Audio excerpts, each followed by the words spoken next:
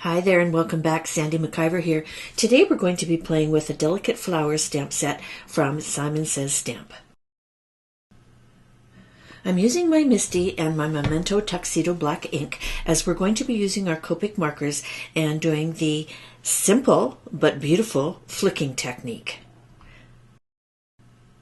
For the flower petals, I'm using R81, R83, and RV34.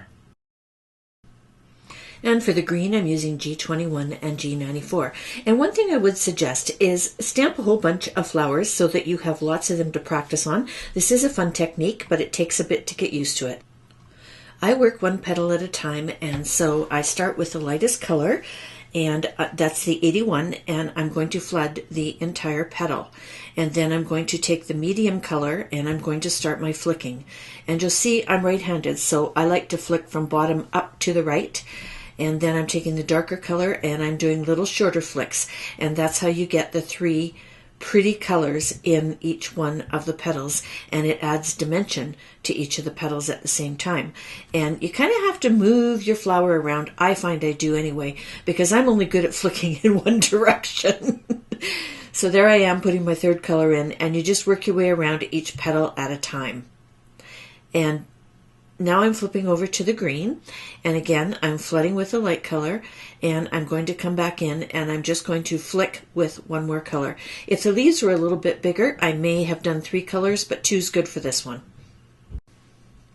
You want to die cut your flowers out, and then for my background I use the Simon Says wonky rectangles for my background. I wanted some color in my background, but not a lot, so I decided to use some watercoloring, my Gamsey Tambi, and I'm using number 36, which is the pink. So I added some water to my watercolor paper, and then I'm adding just a little bit of color and going to let it dry.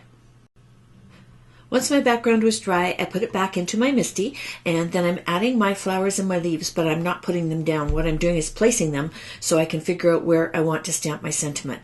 So I'm popping my sentiment down there, adding some more of the magnets to hold it in place, and again I'm stamping it in black ink.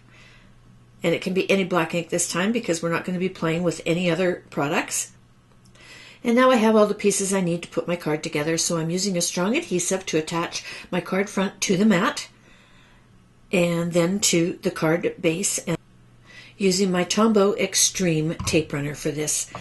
As the watercolor paper did get wet, it's a little bit on the lumpy side, so this strong adhesive helps to keep it flat.